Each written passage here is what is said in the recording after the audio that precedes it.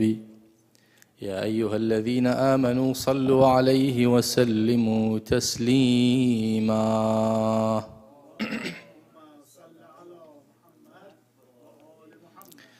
My dear and respected brothers, respected sisters, Assalamu alaikum wa rahmatullahi wa barakatuh.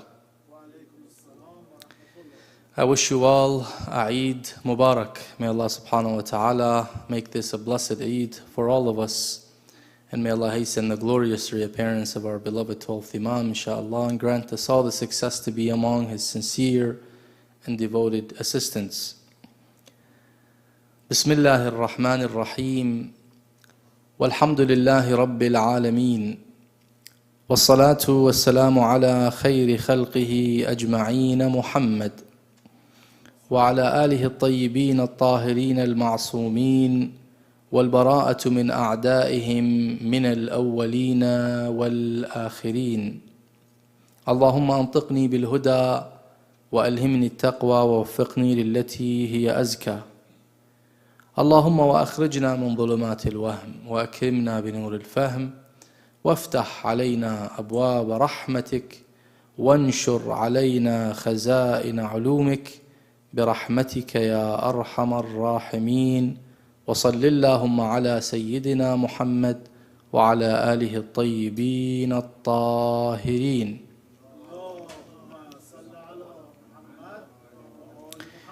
In the previous lesson, we concluded that after the demise of the Holy Prophet, peace and blessings be upon him, and his progeny, the leadership is a matter that was not left to the Muslims to decide on, but rather a matter that is subject to divine appointment.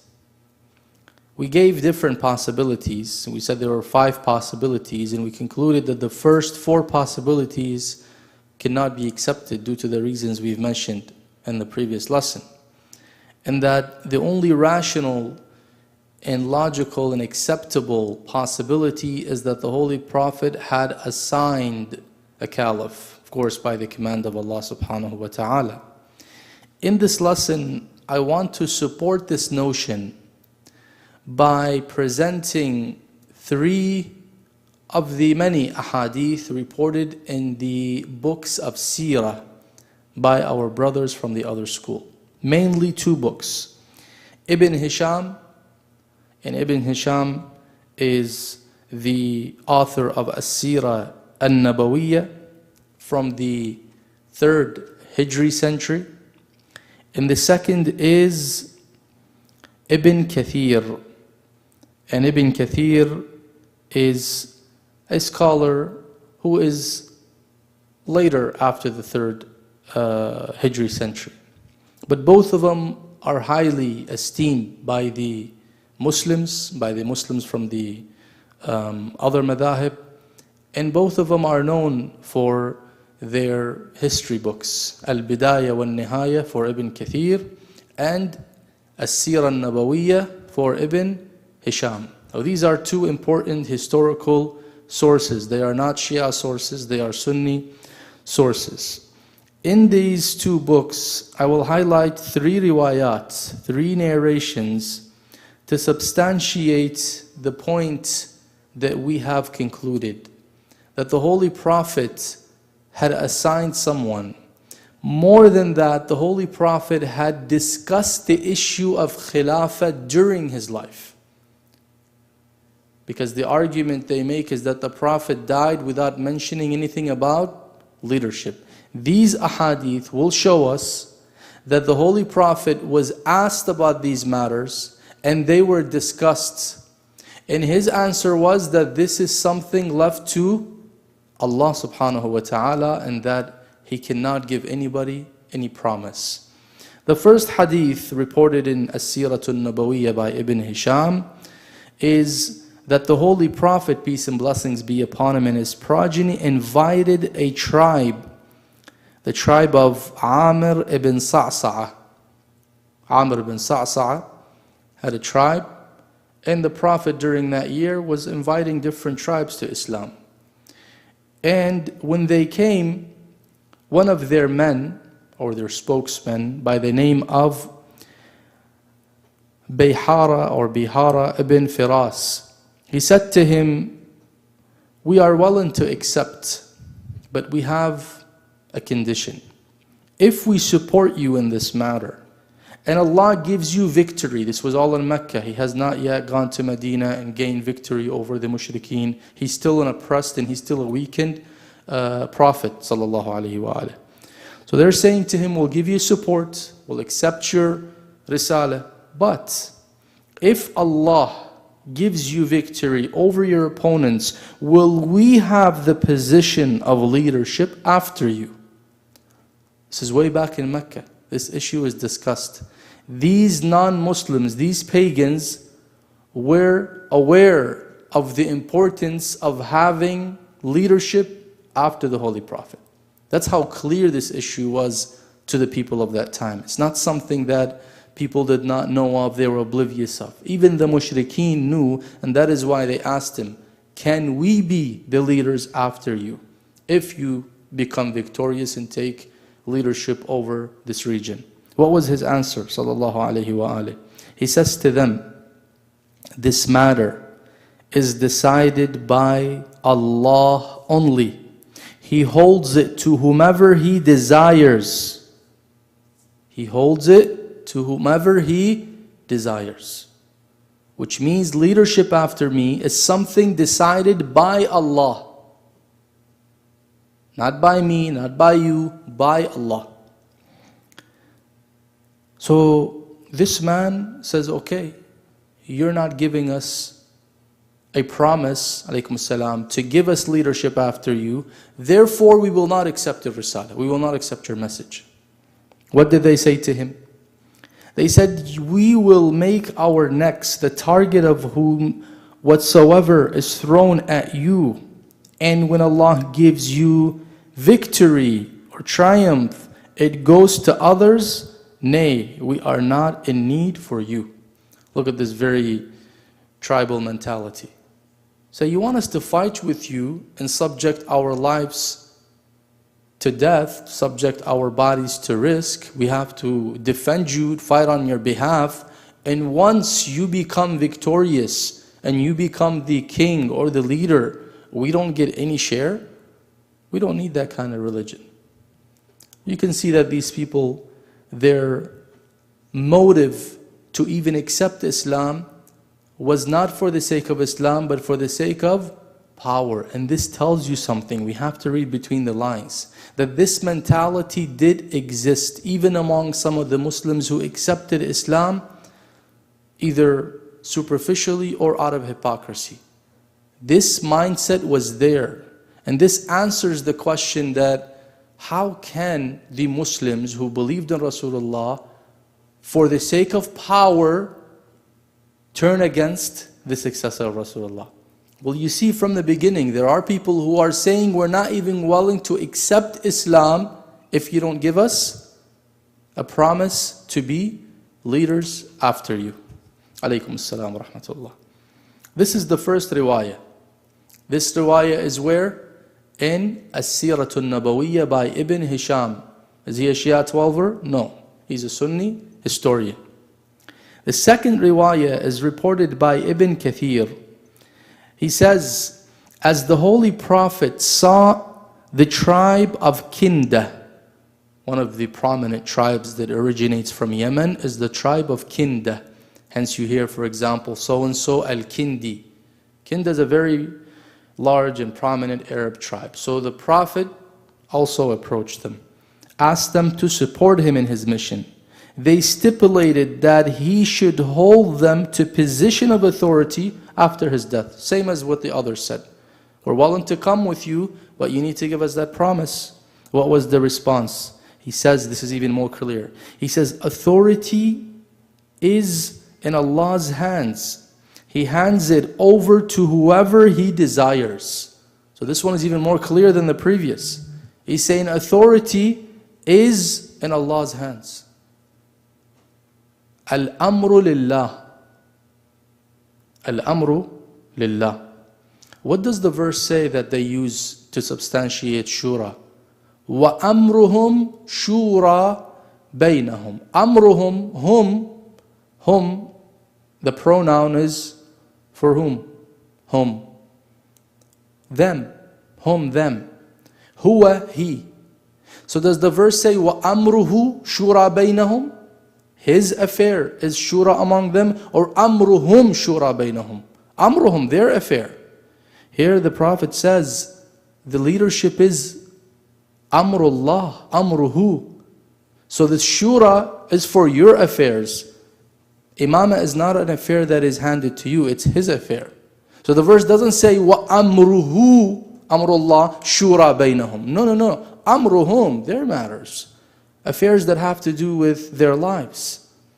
Again, they want to start an organization, they want to go together on a trip, they want to open a center, they want to open a mosque, they want to open up business, whatever they want to do, their worldly affairs are up to them to decide on. But not Amrullah. Al-Imamah, leadership of the Prophet, is not Amruhum, it's Amruhu. The Prophet here is making this clear. The authority is with Allah. He hands it over to whomever He desires. Therefore, what did they do? They rejected His request to support His mission. They said, no, we don't need that. You're not willing to give us a share? Fi amanillah. Khuda hafiz, as we say, right? Now we go to the third riwayah. Third riwayah. Now before I go to the third riwayah, let me go to the Holy Quran quickly, because we need the Quran to support some of these notions. In chapter 2, verse 247, Allah subhanahu wa ta'ala speaks about one of the Anbiya of Bani Israel. This Nabi was commanded by Allah to appoint a king from Bani Israel to lead them in a war. Now the affair of war requires a leader. Which is more important, a leader in a war or a leader of a nation? Of course, a leader of a nation is much more important. So the less important, which is to lead an army to go to war, Allah subhanahu wa ta'ala interferes and He does not give them the option to choose. He tells His Nabi, the Prophet, appoint Saul, Talut, Malik, a king upon them. Now Banu Israel, did they say Sam'an wa ta'a? No, they rejected. You see the correlation and the connection? Just like how these tribes did not like the idea that God is the one who selects, they wanted to select and they want to be chosen and they want to be the leaders. These people of Bani Israel had that mindset. What did they say? Their prophet said to them, Allah has appointed Saul, Talut. Talut comes from Tul, Tawil, tall, Talut, because he was tall according to them, big body. They said, how can he have kingship over us? We have a greater right to kingship than him, as he has not been given ample wealth. So what was their criteria? He's not wealthy. Yeah, he's from Bani Israel, but he's a poor guy. Why would you choose him to be the leader over us? We have wealthy men that have a lot of money. The standards that have nothing to do with divine standards. What did some of the people of Saqifa say to justify Abu Bakr's Khilafah? He was older in age, has more wisdom in life. Ali ibn Abi Talib is still youth, we can't hand him over this mission. Abu Bakr, 60 years old, I've read a riwayah, that's a very funny riwayah. They say that after Abu Bakr became the leader, the news has reached his father, and he was living during that time, Abu Quhafa. He says to him, you know, Father, alhamdulillah, I became Khalifatul Muslimin. He says, on what basis did you become Khalifatul Muslimin? He says, you know, I'm older. He says, if that's the case, I need to be Khalifatul Muslimin. I'm older than you, I'm your father. I don't know how authentic that narration is, but it's there. It's there in the books of history. So what did the Nabi tell the people of Bani Israel? He says to them, Allah has appointed Saul as a king for you. They said, how can he have kingship over us when we have a greater right to kingship than him, as he has not been given ample wealth? He said, indeed, Allah has chosen him over you. Who chose him? Allah. Allah chooses kings, as in leaders. Now, Malik and Mulk, please pay attention to this. Sometimes we understand words according to contemporary terminology, and that's dangerous when dealing with the Quran. Malik today translated king. And in fact, the Quran sometimes uses Malik to indicate king, but not king in our understanding today, as in king, queen, opposed to president, as in, monarchy system. That's not what king means. This man was a leader for an army to go to war. So today, do you call that person a king in the meaning of king? No. So what does Malik and Mulk, وَلَقَدْ آتَيْنَا آل إبراهيم الملك والنبوة. Right? Al-Mulk. Was Ibrahim a king? Meaning monarchy and king, crown, and has a queen? And no. Mulk in the verses of the Quran, with this context, is leadership, authority. There's a difference between being a Nabi. You receive revelation from Allah, and if He commands you to deliver the message, alaykum as-salam, you become a Rasul and you deliver the message. But a Malik is someone who is not just to deliver the message, someone who is handed authority, who must be obeyed. Sulaiman was a king. Dawood was a king. Meaning they had authority. Of course, circumstances play a big role in why some messengers were given that authority and others weren't given that authority. Allah's hikmah, number one, and number two, circumstances sometimes do not allow for such mulk to be given, or it is conditional at that point. So here he says, indeed Allah has chosen him over you and enhanced him vastly in knowledge and strong body. Bastatan fil ilmi wal jism, which tells us that the two main important qualities that qualify a person for leadership are knowledge and courageousness. If we try to apply these two conditions to those who took leadership after Rasulullah, unfortunately they don't apply. Even at that level. Knowledge, they were perplexed half of the time and they would resort to the commander of the faithful, alayhi salam. Courageousness, you read how some of them used to run away during the battle. Never did Ali ibn Abi Talib run away in any battle. Never was he ever in need of anyone to teach him anything about Islam. In fact, one of the ulama during that time was asked, what's your proof that Ali is the leadership of the Rasulullah?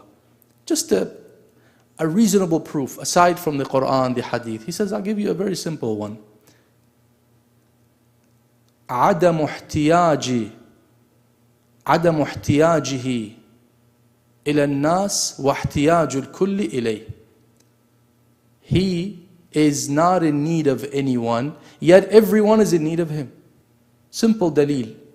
Someone who has that type of qualification, that he does not need anyone with respect to the knowledge of religion. People need him, and he's never in need of resorting to any other. He said that by itself qualifies him and makes him worthy of being leader after us. Aside from nas, we're not talking nas here. We know there is nas, there is divine appointment. But even without divine appointment, it's still Ali ibn Abi Talib alayhi salam. So he says, وَزَادَهُ بَسْطَةً فِي الْعِلْمِ وَالْجِسْمِ. Gave him knowledge and strong physical body. And pay attention to this last portion of the verse. It is very important. This is key. He says, because it's not just about Talut. They may argue, well, this is talking about Talut. Why would you bring it to Ali ibn Abi Talib? No, pay attention. and Allah gives His kingdom to whomever He wishes. Which means that mulk, this power, this leadership, this authority is not limited to Talut. No. Allah gives it, but He gives it to whomever He wishes, to whomever He selects. Which means that power, authority, leadership is something in the hands of Allah. He gives it to those, alaykum salam, who He wishes. It is clear, based on this verse, and based on the first two narrations, that the Holy Prophet, in line with this verse, is saying that the leadership is not in my hand, it is an affair that belongs to Allah. He selects. Now, this riwayah, does it contradict the Quran? In fact, no. It is supported by the Quran. So now we have no reason to be skeptical about this riwayah and say, perhaps it's fabricated. It is in line with this holy verse, 247 of chapter 2. Let me give you one more riwayah so we can conclude. Amr ibn al-Tufayl ibn Malik, one of the Arabs, came to Medina, the city of Rasulullah. Medina was known as Yathrib. That was the original name during the time of Jahiliyyah. And that name Medina came after the Holy Prophet, illuminated it with his lights, and people started to call it Medina to Rasulullah, the city of Rasulullah. Hence it got the name Al-Medina, because Medina means city. And when you say Medina, which Medina are we talking about? But when you come to Al-Medina Al-Munawwara, because of that usage, you don't even have to say Medina to Rasulullah. You just say Al-Medina and your mind goes where? To Al-Medina Al-Munawwara. Munawwara means the illuminated. Illuminated by the Holy Prophet while he was alive and even after his death. Amr ibn Tufayl came to Al-Medina, and he sat before the Holy Prophet, and he says to him, O Muhammad sallallahu alayhi wa alihi, will you hold me your position after you? Will you hold me your position after you? Again, these people are coming to the Holy Prophet and are stipulating this as a condition for them to accept his message and to support him. Will you give me that position, your position? Meaning that even those people knew that after the death of the Holy Prophet, there's a gap that must be filled. Even pagans knew that it is natural, it is common sense, that after the demise of the Prophet, his position will be vacant. It needs to be filled. So who do they fill it with? They say, can you give me that promise to fill your position after you? What did he say? He says, this position, the Holy Prophet, this position is neither yours and nor your people's. This is not your position. It is not for your people.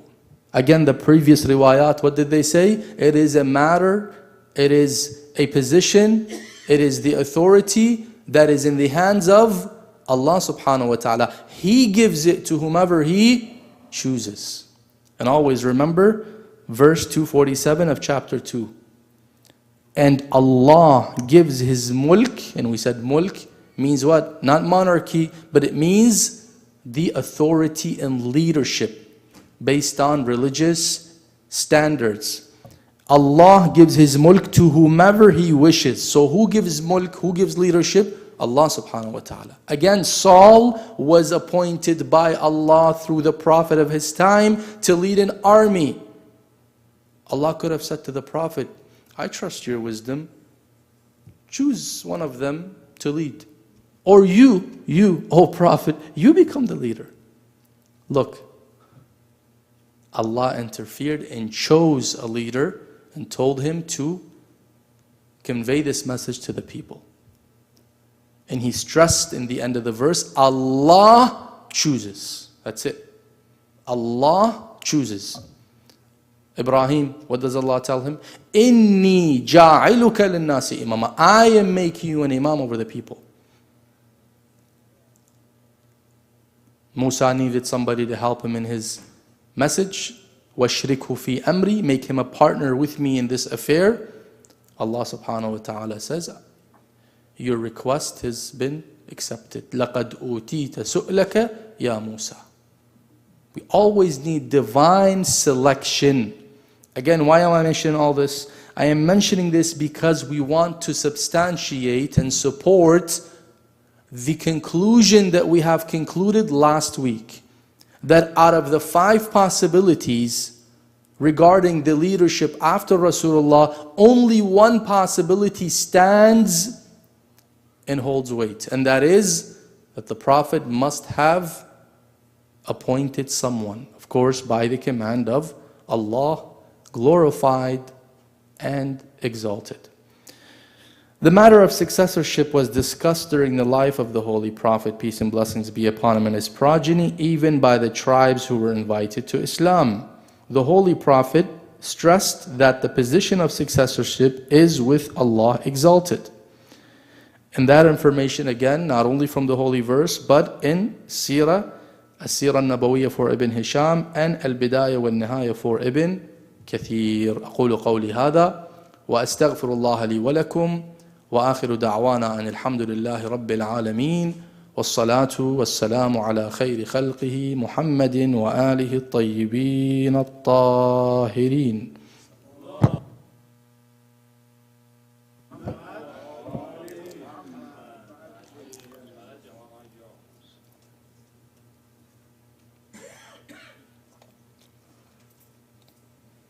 Any questions from our respected sisters or from our respected brothers?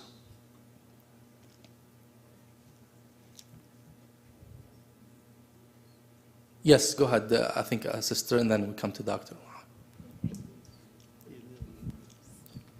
Salam alaikum. Alaykum as-salam wa rahmatullahi wa barakatuh.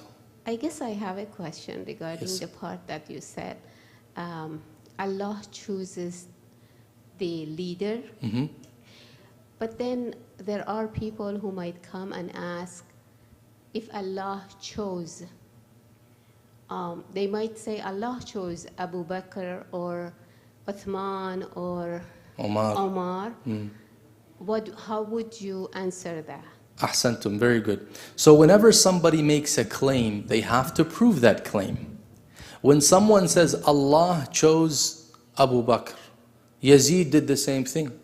When Zainab salamullahi alayha entered the castle, was a captive salamullahi alayha, what did he say? He recited the verse that says Allah gives the mulk to whomever He wishes. He says, Allah gave me the mulk. What did Zainab say to him? She says, no, Allah did not give you anything.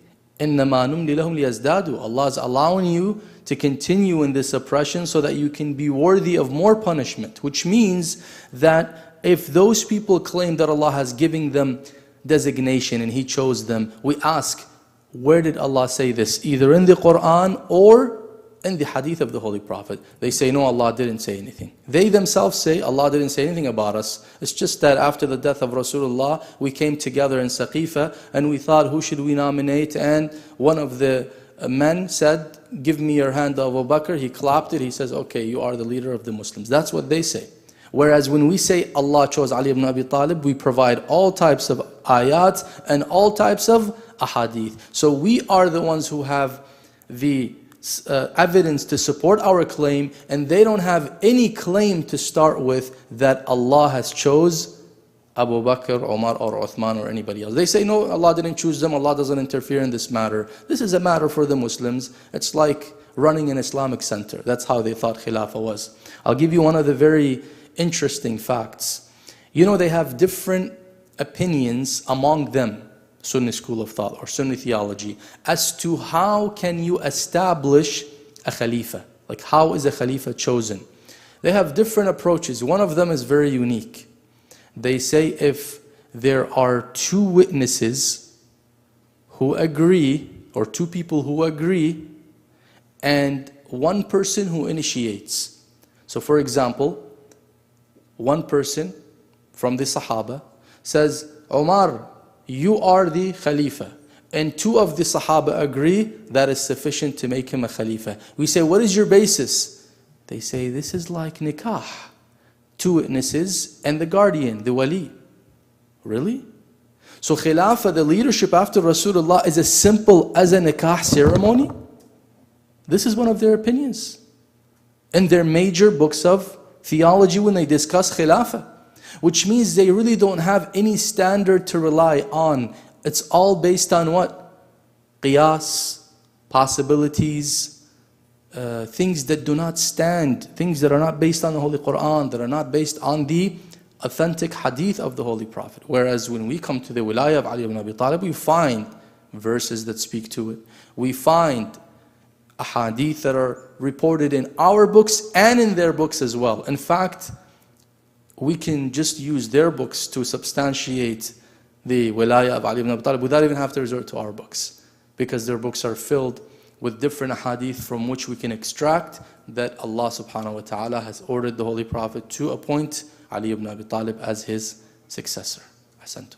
Yes, sister, we have another question from the sister. Go ahead. This is a follow-up question to the previous one. Since we have all the facts and or I know the Sunni scholars or the Sunnis are quite versed with the Holy Quran, and Yes. and knowledge is so much available. They're well ahead in all the texts. And how come they cannot, or why don't they see the obviousness of the fact that we do have proof that Imam Ali is the leader, whereas they don't? Why isn't that obvious to them? Very good question. So, to answer that, we can talk for a long time, but I want to keep it as brief as I can. We have to differentiate between a computer that takes information and makes judgments without any biases. You put data, you press a button, and it gives you the information without any biases. In between a human psyche, which is so complicated, that oftentimes its previous or preconceptions and internal biases that they themselves may not be aware of govern how they receive and how they interpret these evidence that we are providing. In other words, here's what they will tell you. They will say it is a reality that we have woken up to generation after generation, that these very sacred Sahaba have taken leadership after Rasulullah. There is no way they went wrong. So anything that the Shia or anybody else presents that conflicts with that, we must find ta'wil to tweak it so that it remains in line with the principle. We have a solid pillar that we cannot override, and that is the Sahaba cannot go wrong. They are absolutely perfect with this respect. Meaning whatever they do, we cannot accuse them of going wrong, especially the first three. There's no way these are the Sahaba of Rasulullah. How dare you even criticize them? If what they have done is wrong, then they are not the true Sahaba of Rasulullah. But we know they are the true Sahaba of Rasulullah. Therefore, whatever they have done is what? Right. That is why even when they came to Fatima in Fadak, you know what they said? They said, yeah, Fatima was angry with Abu Bakr, but she had no right to be angry. But Fatima, Allah says, يَغْضَبُ لِغَضَبِهَا. Say, no, we have to find a different interpretation for this hadith. Because Abu Bakr can't go wrong. He's Abu Bakr. Do you know who you're talking about? This is the first Khalifa. This is the true companion of Rasulullah. And they give him all the... So all this creates what we call a barrier, a hajiz, above the heart that does not allow to accept the evidence provided, because as long as that is not broken, they will not see this. That is why you find those who end up becoming Shia 12ers, when you ask them, how did you come to Shi'ism? They said, when we were able to break that barrier. They had to shatter that barrier of Qudsiyya, this holiness to these people. Once they removed it, man, they became so aggressive when they came to Shia Islam against the caliphs who they used to consider to be sacred. Why? Because now this whole illusion is removed, this veil on the heart. In fact, Allah subhanahu wa ta'ala calls it what? Ghishawa. What's more clear? Tawheedullah or Khilafah? Which is more clear in terms of evidence? Of course, Tawheed is more clear, right? Yet Allah says that these people, despite seeing all the evidence of Tawheed, they denied Tawheed. Is it because the evidence are not clear? No. عَلَى قُلُوبِهِمْ غِشَاوَةٌ. There's a veil. This veil, no matter how clear the sun is, no matter how clear the sun is, if I have the tinted, most darkest sunglasses that do not show me any sunlight, I'm going to tell you there is no sunlight. Until I remove these shades, then I will see the sunlight. Ahsantum. So it's a psychological thing more than an intellectual issue. Yeah, Dr. Hajj Mukhtar Zadeh, please. Thank you, Sayyid. Again, this is in line with what the first sister mentioned. The mentality of some of these brothers is that whatever happens is the will of Allah. If I get sick, it's the will of Allah. If anything happens, the will of Allah. So they bring this reasoning that leadership was given to Abu Bakr, Omar, and Uthman by the will of Allah. Through event of Saqifa or through the other events that happened after Abu Bakr, by the will of Allah. So that mentality, I think, is part of the problem. Ahsant, we call this al-Jabriya mentality, the predestination mentality, which was developed mainly during the time of the Umayyads to justify their crimes. What did they say in Ashura? Ibn Ziyad alayhi la'na, how much this was like ingrained in their minds that everything that happens is the wish of Allah. We call this madhab al-Jabriya, the madhab of those who believe in predestination, that everything we do is just something that Allah has already pre-planned and we're just actors. Allah does the scenario and we just come and act what He has planned. We have no choice in this. What did Ibn Ziyad say when Ali ibn al-Husayn alayhi salam entered in Kufa? He said, "Who's this?" They said, his name is Ali. He says, "Didn't Allah kill Ali already?" Referring to Ali al-Akbar. Ali alayhi salam, Zayn al-Abidin says to him, "I had an older brother known as Ali also. He was killed in Karbala and the people killed him, not Allah. Allah yatawaffa al-anfus. Allah receives the souls after they have been killed." He corrected or refuted this wrong, this fallacy that they used. Muawiyah, he says, Allah ammarani alaykum. Allah gave me power and leadership over you. Where did Allah say that He gave you power? He says, no, Allah didn't say anywhere.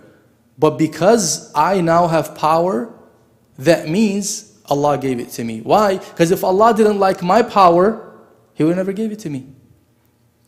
But then this defeats the purpose of imtihan, ikhtibar, test. They mix between iradatullah at-takwiniyya wa iradatullah at-tashri'iyya. There's a difference between divine will in terms of creation and divine will in terms of legislation. It's two different things. Allah yuridu minni wa minka. Allah wants from me and you to pray, to offer prayer 5 times a day. We call this a tashri'i command, a legislative command, which Allah gives us the physical or natural freedom to do or not do. Legislative wise, He says you must do, but I'm not going to hold your hands. I want to see, are you going to do it or not? So if someone comes and says, I don't pray, so why don't you pray? He says, if Allah wanted me to pray, I would have prayed. No, He wanted you to pray. He said to you, you need to pray. But on a creational level, on a takwini level, you have that free will. If you abuse your free will, usurp somebody's money and say, if Allah didn't want me to have that money, I would have never had that money. No, but you stole that money. What do you mean? You want Allah to paralyze your hand when you're about to steal that money because Allah doesn't want you to have that money? What kind of logic is that? That's what they say when they say, Allah wanted this to happen, so it happened. No, Allah did not want this to happen. Did Allah want the people to reject the risalat of the Anbiya? Is that what Allah wanted? What's the point of Him telling His Nabi Nuh 950 years every day and night, tell them to worship only Allah, tell them to worship only Allah? Most of them drowned. If you remained in the ark, well, those who drowned can argue, if Allah wanted us to believe, He would have guided us. But He did. He did guide you. He sent you all types of ways to guide you, prophets, messengers, successors, but you chose not to be guided. So for someone to usurp Khilafah and say, because I was able to steal it and take over, that means Allah has given it to me. That is the Jabri mentality, the predestination mentality, which is rejected by the Islam and by the school of Ahl-Bayt alayhim salam. 5 minutes so we can go to Dua Kumail. We still have some time. There's a verse in Quran about that that says, how would we help these people or feed these people if Allah would have wanted? أحسن in Surah Yasin. قالوا أنطعم من لو يشاء الله أطعمه أنطعم من لو يشاء الله أطعمه. Prophet comes and says to them, why don't you feed the poor? You have money, you have wealth. He says, if Allah wanted to feed them, He would have fed them. Yeah, but Allah wanted to feed them through you. Why are you, of course not you, Dr. Munzawi, I mean, the entire humanity, right? Those who have capability. When the commander of the faithful was asked in Nahj al-Balagha, about poverty, and he talks about poverty, he says, مَا جَاءَ فَقِيرٌ إِلَّا بِمَا مُتِّعَ بِهِ غَنِي. He said, there's no poor on this earth unless that there is a rich or a wealthy who has enjoyed the share of that poor. وَفِي أَمْوَالِهِمْ حَقٌّ لِلسَّائِلِ وَالْمَحْرُومِ. And in their wealth there's a haqq. No, you're not doing me a favor. There's a haqq, there's a right, there's an obligation in that wealth, there's a portion in that wealth for sa'il, the beggar, and mahroom, the deprived. Yes, Brother Ali, go ahead. Thank you, Sayyid. You're welcome. So, as our discussion, we conclude that the Abu Bakr and Umar deviates the Islam from the original way. Mm-hmm. So some of the Sunni brothers claim that the Imam Ali's daughters, Kulthum, is the wife of the Umar, and use this fact to say that if the Umar is not right, why would he marry Kulthum? So 2 points. Never use marriages as a way to justify endorsement, because that means the righteous woman Asiya alayha salam was the wife of someone who's accepted by God. His name was Fir'aun. Had he not been accepted, this righteous woman Asiya, who Allah says she's an example and a role model for believers, would not accepted him or remained with him as a wife. Maybe she accepted him first, and then she became a believer, she became righteous, then she needed to leave him. How come she didn't leave him? Well, because he was a good person, that's why she didn't leave him. Can we play that logic or accept that logic? No. Had the wife of Nuh been a kafira, he would have never stayed with her.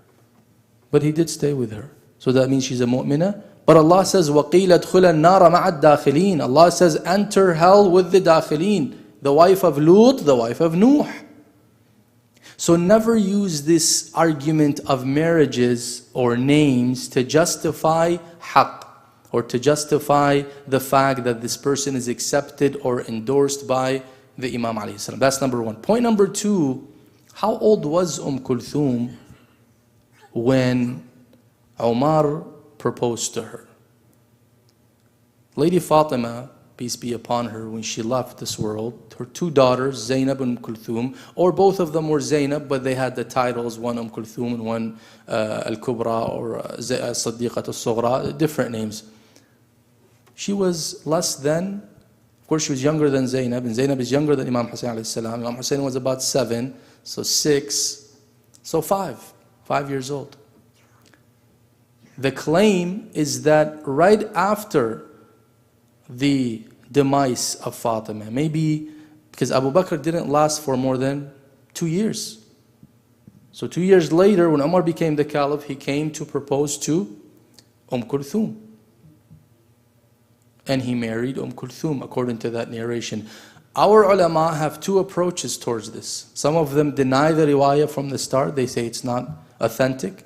Others say even if it's authentic, this must have happened by force. There's a riwayah that says that Umar says, I will bring 2 witnesses when he became the caliph to testify in front of the judge, and Ali has to come to the judge, he can't escape, that Ali ibn Abi Talib is hasha wal adab, stole something, and therefore we will cut his hand.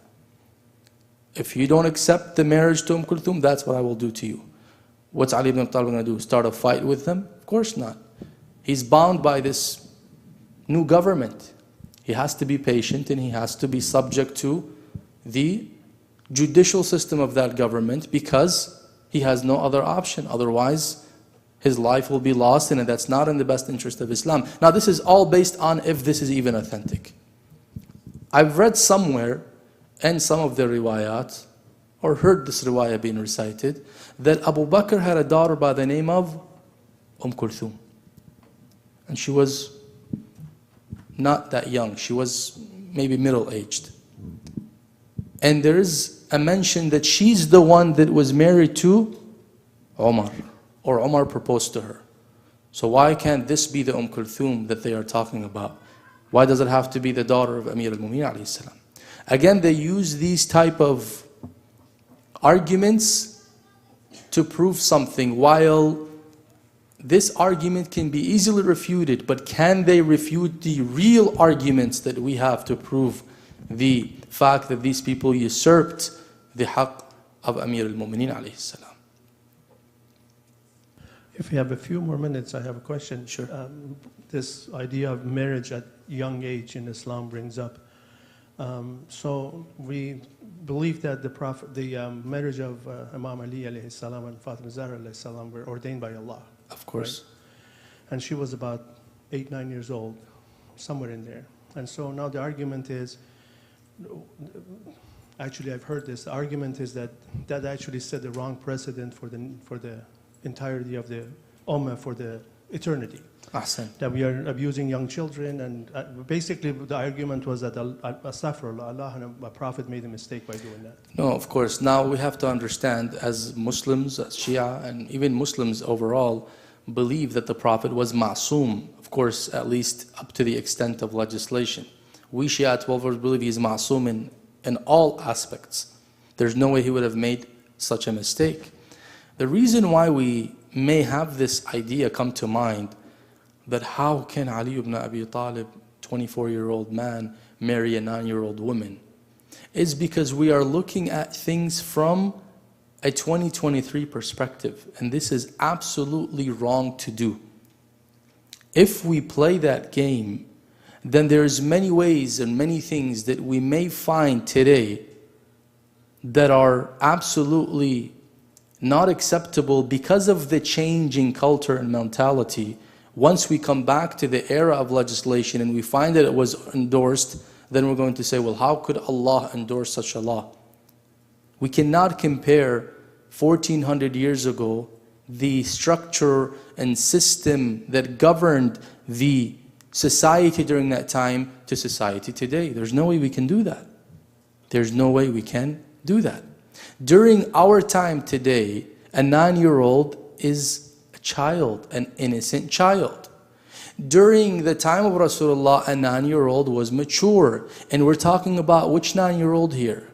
Sayyidatu Nisa'il Alameen. Not just mature, but the most perfect of all women. So we're not talking about an innocent child who doesn't know what is right and what is wrong.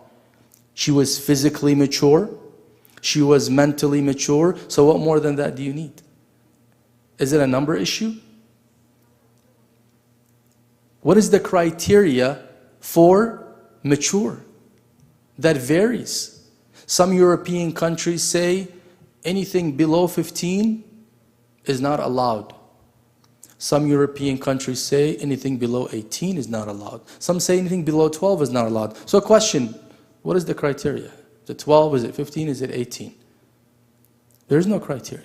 So if we say 9, you can't object, because those who say 12 are going to be objected by those who say 15. And those who say 15 are going to be rejected by those who say 18. So the number by itself is not the criteria. It's maturity, bulugh of course, maturity, and intellectual maturity, physical maturity, intellectual maturity. Fatima Zahra was not married to Ali ibn Abi Talib unless she was physically mature and mentally mature. So you can't compare her to an innocent child today who is not physically mature, nor she is mentally mature. So it's a very, very far comparison that is making us make such conclusions. For example, sorry, I'll take your question. For example, we have some ahadith that say, before and after your meal, what do you eat? Salt. Thank you very much. These ahadith, or this recommendation, was where? In Arabia, where people do what? Sweat a lot. So they lose a lot of sodium, which means that this compensates and helps them maintain some sodium. So today, somebody living in Minnesota in January, it's freezing, okay, they're not even sweating, and they have high blood pressure, and you come and you say to them, why don't you eat salt? The Prophet used to do that before and after each meal. He says, no, I can't. This will be harmful to me. Oh, really? It's harmful for you? So therefore the Prophet was wrong when he suggested that we eat salt before and after. No, no, no, no. The comparison is wrong. You can't compare the instruction and the context of the instruction and the background of the instruction to today's situation or matter without keeping all that into consideration. So the problem is comparing without considering all the other factors that are involved. That is what makes us make this wrong judgment. That's why we cannot hasten to say, oh, this hukm is wrong. Oh, Allah shouldn't have said this. Oh, the Prophet is wrong. Oh, Ali ibn Abi Talib is wrong because I don't think that this is right. Me and you may change our minds, in seconds because of, disclarity. Very simple example. I see something from far away and I'm saying, oh, that is water. I rush to it and it ends up being a mirage. Which means I could make wrong judgments. So therefore we cannot let our very simple-minded judgments govern the actions of the ma'soom, the infallible Rasulullah or Ali ibn Abi Talib alayhi salam. Yes, Sayyidina, go ahead please. Assalamu Alaykum as-salam wa rahmatullah. Sayyidina, I have a question about the age of the girls. Mine is the 9 years old girl. There is no difference there. 1,000 years ago, up to now, 9 years ago, girls. There is no matter he lives here or in the past. And marriage with the 9 years old girl is abusing the girl. And why you don't say that this hadith is not true? Because this is not mentally and this is not acceptable. I mean that. Based on what it's not accepted? Because today you see 9-year-olds as being a child, but you have no way to prove 300 years ago. I'll give you another example. We have women that our parents have witnessed who were 12 years old, were very mature, they were married, they had children, right? And today you have not 12, 14 years old that's playing with a doll. There's no way I would marry her to a man. Just in 50 years, we have a change. So we can't trace back 1400 years ago and say exactly a 9-year. And we put the condition. We said even during the time of Rasulullah, if the 9-year-old is not physically mature and mentally mature, she would not be qualified to get married. So we're on the same page. So then Fatima Zahra could have been an exception. She was physically mature and mentally mature. Another example I want to give is our Imam Sahib al-Asr wal-Zaman. According to riwayat, he was 5, but in the body of a 7 or an 8-year-old. Sometimes maslaha, the interest of Allah subhanahu wa ta'ala, dictates or necessitates that they have certain exceptions even in their physical growth. So perhaps Allah subhanahu wa ta'ala, for the purpose of marrying Ali to Fatima, tazwijun nur min al-nur, Allah subhanahu wa ta'ala gave her that physical maturity. Now this is one. 2, there is difference of opinion on the age of Fatima when she passed, when she was martyred. The max is 27. The minimum is 18. So between 18 and 27, that is about 9 years. So if we say she was married when the hijrah happened, going with the idea of 27, between the demise of Fatima and hijrah were about 10 years. That makes her how old? 17. So then we do have another possibility if that creates some type of ambiguity. But what I mean is, even without that possibility of 17, even without that possibility, we should never accuse the Prophet or the Commander of the Faithful of doing something wrong. Let's say we have no way to prove the 17 and all we have is the 9. We say there must have been some type of exception that made Fatima readily, physically available and mentally available to marry the Commander of the Faithful. Amma, if she was a child, that would have never happened. We're on the same page. If she was physically not ready, Allah's Hakim. The Holy Prophet is Hakim. He would have said, no, I can't marry this young 24-year-old man to a girl who is not physically mature. That would be unfair to the girl. So therefore, there is no way that would have happened in that circumstance. It must have happened in a circumstance where Fatima was physically ready for the marriage, and not physically but also mentally. Excuse me. We consider the act of the Prophet and Imam Ali as a reference. Correct. And we named that as a sunnah. Mm-hmm. And now, many of the people consider as a reference that they could abuse the children with under the legal age for marriage. So it's not, it's wrong to emphasize in the ahadith that open the door for abusing the children. No, so when you say abuse, that could be the case in anything. How about mut'a marriage, temporary marriage, right? This was a marriage that was enacted by Rasulullah, by Amir al-Mu'mineen, by the Ahlul Bayt, no doubt about it. Even the Sunnis say, during the time of Abu Bakr, absolutely no problem. During the time of Rasulullah, absolutely no problem. Yeah, Umar during his time, he says, yeah, I don't like this anymore, let's just ban it. But we don't believe whatever Umar does is authoritative upon us, at least. This also, today, can be argued, is absolutely abused. Some people use it in such a way that amounts to something really bad. I can't even mention it here, right? The abuse does not make something wrong. The abuser will be held accountable. In anything there could be abuse. We can abuse anything. So if the Prophet set the minimum age as 9, he's saying the minimum if the qualities are there. If an example I want to give you is a man, forget the women, a man who is 13 years old, baligh physically, but mentally safih. Safih means one who does not know how to manage their financial affairs. You know what Islam says about them? They say they can't buy and sell. Why? I know a 12-year-old who's so intelligent, so good in math, he can buy and sell. He says, yeah, that 12-year-old can buy and sell, but not this 13-year-old. So don't always consider the age by itself as a factor. We know that when you're baligh, you have the right to buy and sell. But this person is baligh, he's 15 years old, but he can't buy and sell because of his weak judgment in terms of financial matters. So same thing, if that 9-year-old is not ready, Islam says don't marry her then. That's why they gave wilayah to the father, and they taught the father to make rational decisions. Now the father chooses to abuse his wilayah. Well, father has authority over his children, and he could abuse it in many ways. What about a father who beats up his children? Is that abuse or no? It's abuse. Did the Prophet say beat up your children? Well, the problem is the Prophet gave authority to the father to raise his children. So the Prophet here, we would argue, he went wrong by doing that, because many people abuse that right and beat up their children. So the fact that people abuse the right doesn't make the right wrong from the start.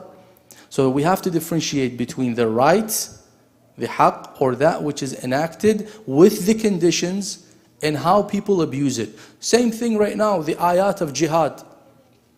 ISIS uses these verses to do its crimes. What do we argue back? We say that they are abusing the meaning. They are abusing the concept of jihad. We say Rasulullah did jihad. He did battles during his time. He set a sunnah for us. So today we go and battle and fight other people. No. You can't take that out of context. There are shurut, conditions. If I abuse these conditions, I am abusing it. Not that the Prophet should have never done this. Because if that starts, that door would open, it would not shut ever back again. Because in every little thing we say, no, this causes abuse. Why would the husband be given the right to divorce in Islam?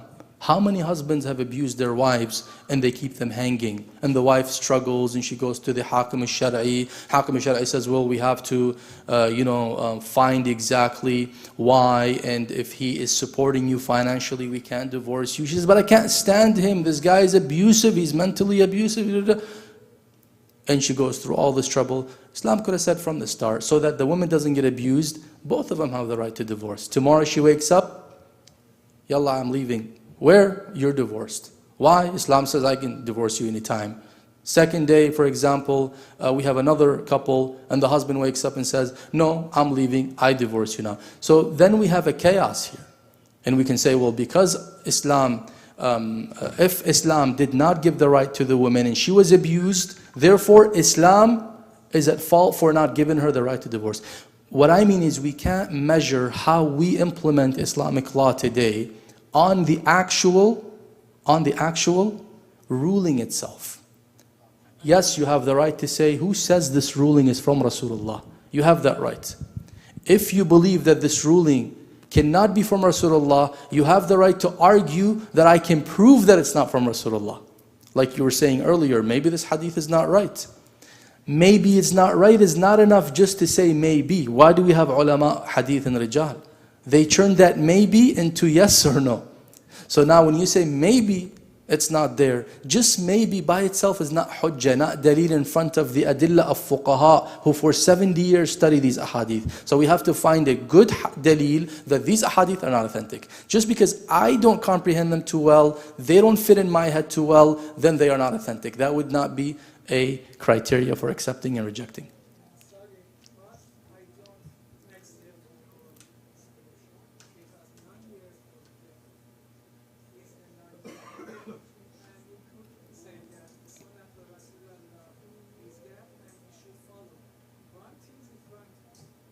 Again, you keep saying the 9-year-old is a girl. Even if she's 9 years old, she's always going to be a girl. And you're dismissing what I'm telling you about conditions. 9 in the physical form of a 15-year-old, in the mental maturity of an 18-year-old. If that applies, where's the problem? If you bring me a 9-year-old who has the body of a 16-year-old and the mind of an 18-year-old, where is the problem?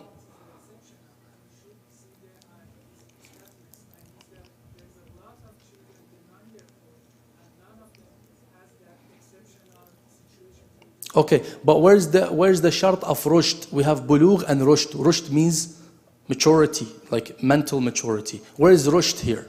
The wali cannot abuse his right and marry a 9-year-old who's not rashid, who's not ready yet. He would be held accountable. So again, this goes back to the wali. The fact that 9 is the minimum, it's setting the minimum. Meaning, if you have a qualified wife, if she's under 9, she doesn't meet the minimum. So we're talking minimum, not maximum. It's like someone says the minimum membership to help Imam Hussein Center is $25, right?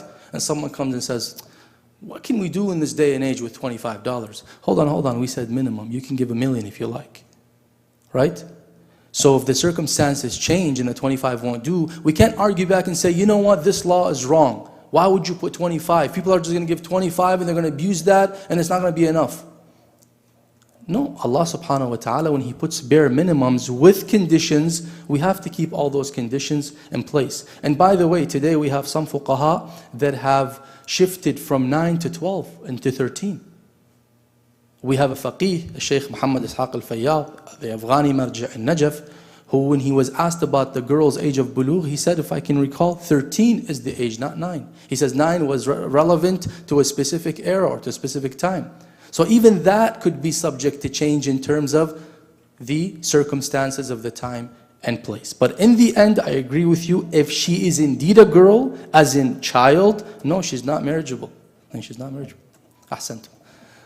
Inshallah, let's welcome our Dua Kumail reciter, you, brother Hamdallah is reciting today? Ya Allah. Let's welcome Brother Hamdallah with a loud salawat. Assalamu alaikum. While he's getting ready to recite, a couple of information that I would like to share with everybody. First of all, we had a general meeting, but election we haven't held yet. So we still have to do that election. So inshallah, in a couple of weeks, we're going to send actually sometime this week, we're going to send an announcement, and we'll do it on Thursday night. So we're going to cut down the Sayyid time. We're going to do election inshallah, so we fulfill our requirement. Okay. The other part is, if you all notice, we just finished up the fence. We've closed the front part of it. We put the white beam around it in the parking lot. So you cannot drive in anymore from the back side. If you do come from that side, you just have to go around, come back, and come this way. This is not because we don't want you to drive at the back. We have had a lot of issue here with the safety, with people, a lot of people from outside actually running right through here at 40 miles per hour. So for the safety of our community member, we decided to close that. And it wasn't done for cheap. That cost us $35,000 to do it. Between the fence and the thing there at the back, we cover that, $35,000. So it's for our own safety we did that. So make sure if you're coming to the center, you have to come to the front, or if you turn back from the other side, make sure you go around and come back this side. You can park at the back on the main road and then just walk through, but nothing else can be done. That's how it's going to be, inshallah, and we have to deal with the situation. Sallallahu ala Muhammad wa ali Muhammad. One more reminder also, tomorrow Eid celebration, especially for the kids, also for adults, it's going to be at the Mall of America. Make sure you read the WhatsApp group on the email. You can register your name, you can buy the ticket. Inshallah, everybody is going to be at Mall of America at 5:45 at 5:45 5:45 to 9 o'clock. That's where the celebration is going to be tomorrow at Mall of America, inshallah.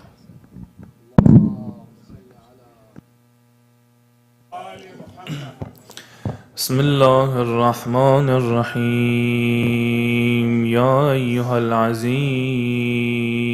مسنا وأهلنا الضر وجئنا ببضاعة مزجاة فأوف لنا الكيل وتصدق علينا إن الله يجزي المتصدقين بسم الله الرحمن الرحيم اللهم إني أسألك برحمتك التي وسعت كل شيء وبقوتك التي قهرت بها كل شيء وخضع لها كل شيء وذل لها كل شيء وبجبروتك التي غلبت بها كل شيء وبعزتك التي لا يقوم لها شيء وبعظمتك التي ملأت كل شيء وبسلطانك الذي على كل شيء وبوجهك الباغي بعد فناء كل شيء وبأسمائك التي ملأت أركان كل شيء وبعلمك الذي أحاط بكل شيء وبنور وجهك الذي أضاء له كل شيء يا نور يا قدوس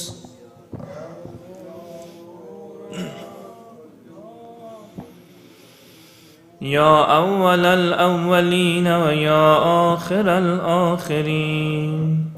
اللهم اغفر لي الذنوب التي تهتك العصام.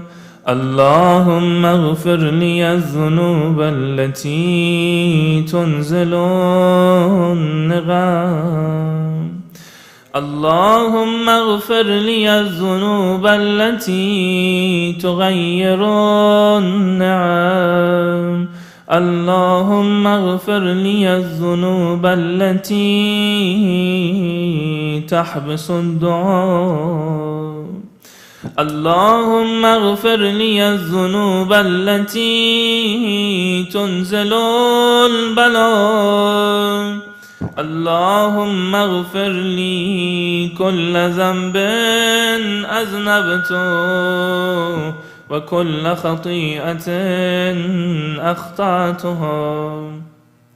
اللهم إني أتغرب إليك بذكرك وأستشفع بك إلى نفسك وأسألك بجودك أن تدنيني من غربك وأن توزعني شكرك وأن تلهمني ذكرك.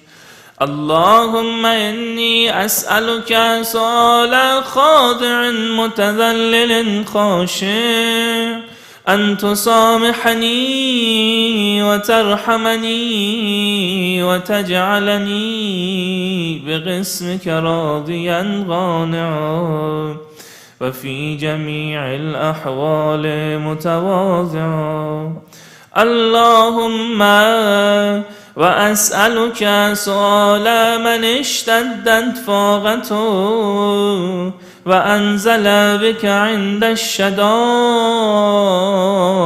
حاجته وعظم فيما عندك رغبته.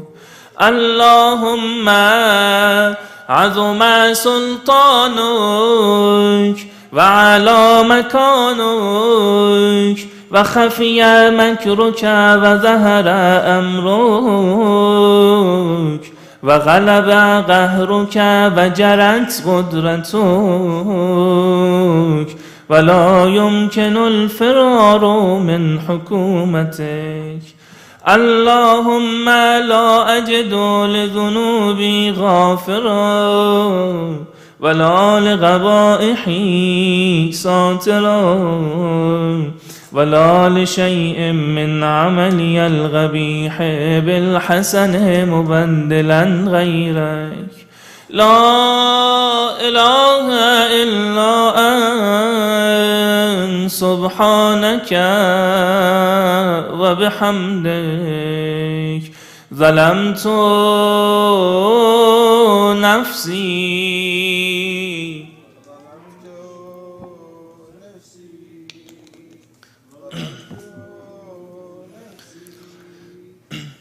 وتجرأت بجهلي وسكنت إلى قديم ذكرك لي ومنك علي. اللهم مولاي كم من قبيح سترته وكم من فادح من البلاء أغلته وكم من عثار بغيته وكم من مكروه نفعته وكم من ثناء جميل لست أهلا له نشرته.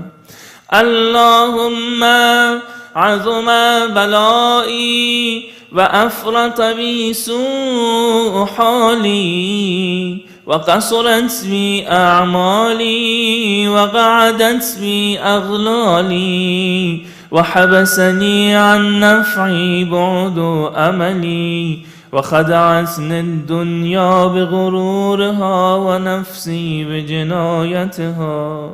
ومطالي يا سيدي فأسألك بعزتك ألا يحجب عنك دعائي سوء عملي وفعلي ولا تفضحني بخفي من طلعت عليه من سري ولا تعاجلني بالعقوبة على ما عملته في خلواتي من سوء فعلي وإساءتي ودوام تفريطي وجهالتي وكثرة شهواتي وغفلتي وكن اللهم بعزتك لي في كل الأحوال رؤوفا وعلي في جميع الأمور عطوفا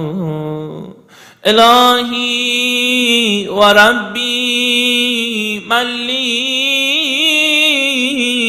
غيرك أسأله كشف ضري والنذر في أمري إلهي ومولاي أجريت علي حكما اتبعت فيه هوى نفسي ولم أحترس فيه من تزيين عدوي فغرني بما أهوى وأسعده على ذلك القضاء فتجاوزت بما جرى علي من ذلك بعد حدودك وخالفت بعد أوامرك فلك الحمد علي في جميع ذلك ولا حجة لي فيما جرى علي فيه قضاؤك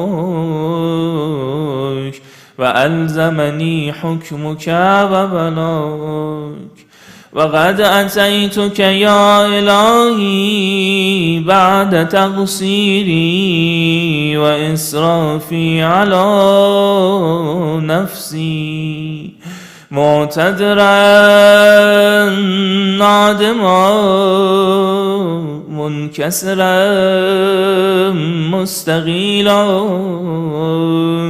مستغفرا منيبا مغرا مذعنا معترفا لا أجد مفرا مما كان مني ولا مفزعا أتوجه إليه في أمري غير قبولك عذري وإدخالك إياي في سعة رحمتك اللهم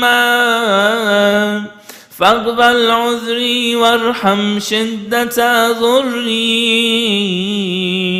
وفكني من شد وثاقي يا رب ارحم ضعف بدني يا رب ارحم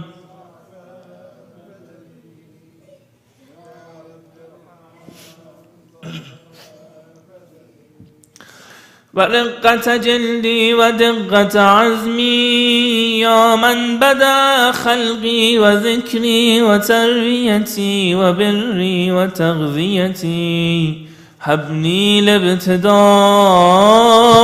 كرمك وصالف برك بي يا إلهي وسيدي وربي أتراك معذبي بنارك بعد توحيدك وبعد من طغى عليه قلبي من معرفتك ولهج به لساني من ذكرك واعتقده ضميري من حبك وبعد صدق اعترافي ودعائي خاضعا لربوبيتك هيهات هيهات هيهات أنت أكرم من أن تضيع من ربيته أو تبعد من أدنيته أو تشرد من آويته أو تسلم إلى البلاء من كفيته ورحمته. وليت شعري يا سيدي وإلهي ومولاي، أتسلط النار على وجوه خرت لعظمتك ساجدة، وعلى ألسن نطقت بتوحيدك صادقة، وبشكرك مودحة، وعلى قلوب اعترفت بإلهيتك محققة، وعلى ضمائر حوت من العلم بك حتى صارت خاشعة، وعلى جوارح سعت إلى أوطان تعبدك طائعة، وأشارت باستغفارك مذعنة. ما هكذا الظن بك، ولا أخبرنا بفضلك عنك يا كريم يا رب.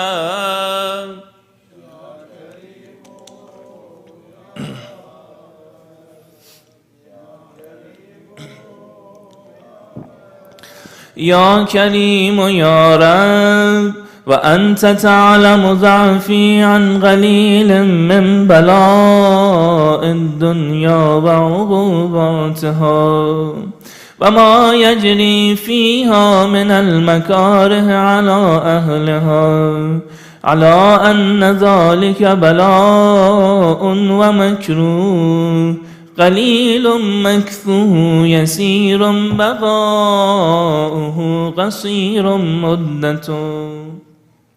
فكيف احتمالي لبلاء الآخرة وجليل وقوع المكاره فيها، وهو بلاء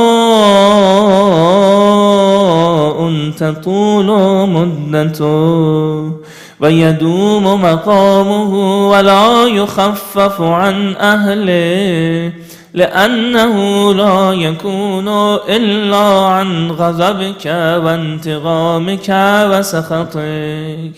وهذا ما لا تقوم له السماوات والأرض يا سيدي، فكيف لي وأنا عبدك الضعيف الذليل الحقير المسكين المستكين. يا إلهي وربي وسيدي ومولاي، لأي الأمور إليك أشكو، ولما منا أضج وأبكي، لعليم العذاب وشدته أم لطول البلاء ومدته. فلئن صيرتني للعقوبات مع أعدائك وجمعت بيني وبين أهل بلائك وفرقت بيني وبين أحبائك وأوليائك، فهبني يا إلهي وسيدي ومولاي وربي. صبرت على عذابك، فكيف أصبر على فراقك. وهبني صبرت على حر نارك، فكيف أصبر عن النظر إلى كرامتك. أم كيف أسكن في النار ورجائي عفوك، فبعزتك يا سيدي ومولاي أقسم صادقا لئن تركتني ناطقا. لا ضجن إليك بين أهلها ضجيج الآملين ولأصرخن إليك صراخ المستصرخين ولأبكين عليك بكاء الفاقدين ولأنادينك أين كنت يا ولي المؤمنين يا غاية آمال العارفين يا غياث المستغيثين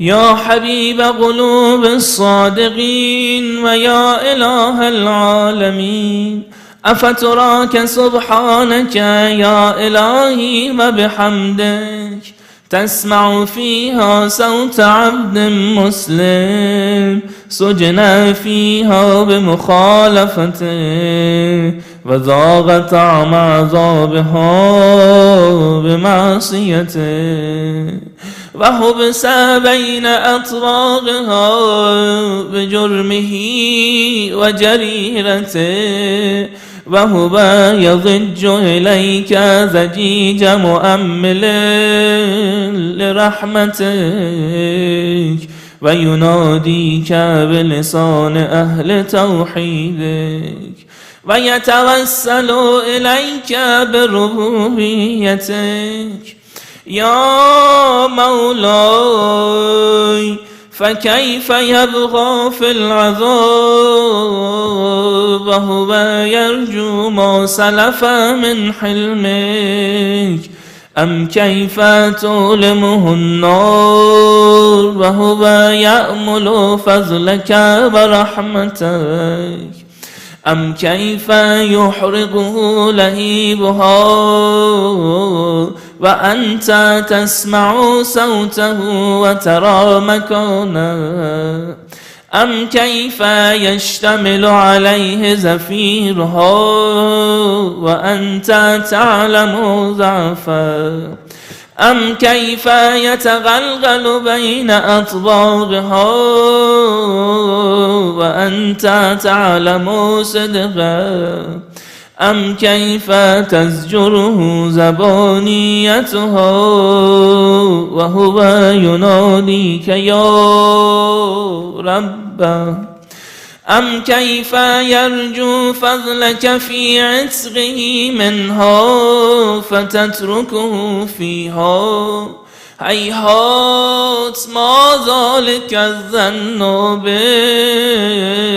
ولا المعروف من فضلك ولا مشبه لما عاملت به الموحدين من برك وإحسانك فباليقين أقطع لولا ما حكمت به من تعذيب جاحديك وقضيت به من إخلاد معانديك لجعلت النار كلها بردا وسلاما وما كان لأحد فيها مغرا ولا مغاما لكنك تقدست أسماؤك أقسمت أن تملأها من الكافرين من الجنة والناس أجمعين وأن تخلد فيها المعاندين وأنت جل ثناؤك قلت مبتدئا وتتولت بالإنعام متكرما أفمن كان مؤمنا كمن كان فاسقا لا يستوون إلهي وسيدي فأسألك بالقدرة التي قدرتها وبالغذية التي حتمتها وحكمتها وغلبت من عليه أجريتها أن تهب لي في هذه الليلة وفي هذه الساعة كل جرم أجرمته وكل ذنب أذنبته وكل قبيح أسررته وكل جهل عملته كتمته أو أعلنته أخفيته أو أظهرته وكل سيئة أمرت بإثباتها الكرام الكاتبين الذين وكلتهم بحفظ ما يكون مني وجعلتهم شهودا علي مع جوارحي وكنت أنت الرقيب علي من ورائهم والشاهد لما خفي عنهم وبرحمتك أخفيت وبفضلك سترت وأن توفر حظي من كل خير أنزلت أو إحسان فضلت أو بر نشرت أو رزق بسطت أو ذنب تغفره أو خطأ تستره يا ربي يا ربي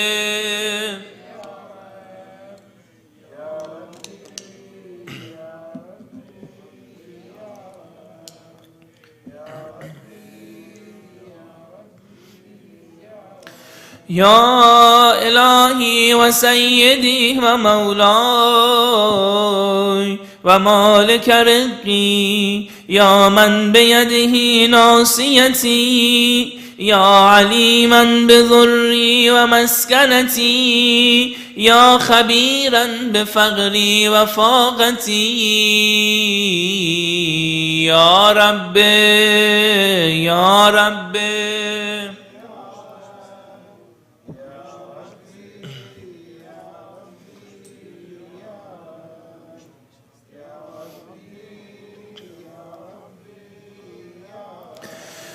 أسألك بحقك وقدسك وأعظم صفاتك وأسمائك أن تجعل أوقاتي من الليل والنهار بذكرك معمورا وبخدمتك موصولا وأعمالي عندك مقبولا حتى تكون أعمالي وأورادي كلها بردا واحدا وحالي في خدمتك سرمدا يا سيدي يا من عليه معولي يا من إليه شكوت أحوالي يا ربي يا ربي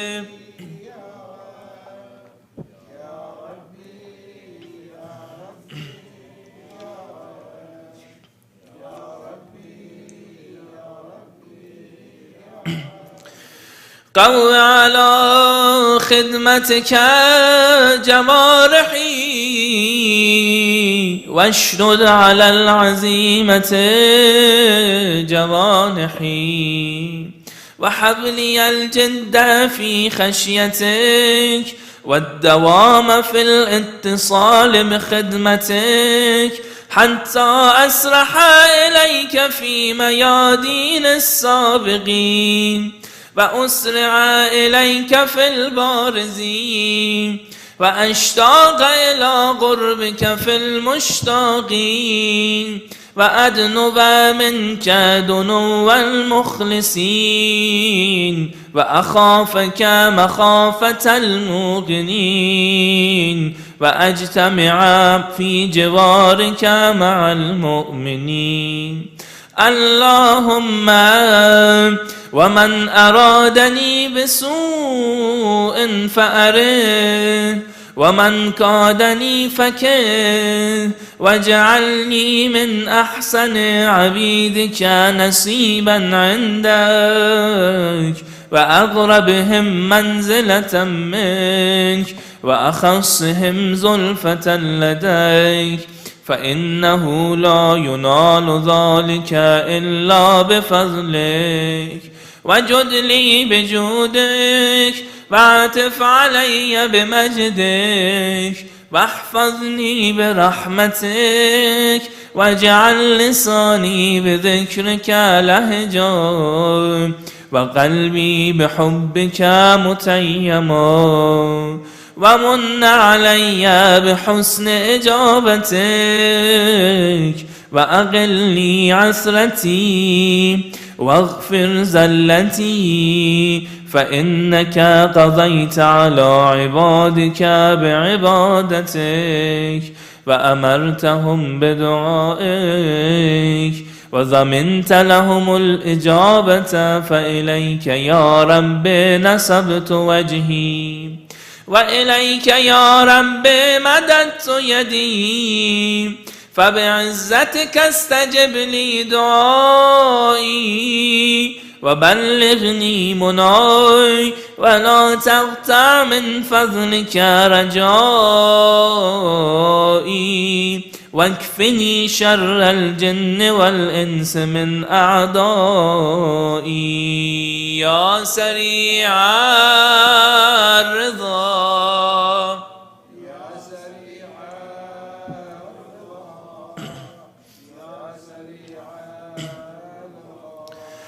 اغفر لمن لا يملك إلا الدعاء فإنك فعال لما تشاء يا من اسمه دواء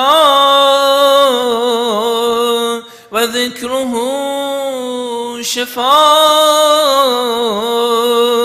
وطاعته غنى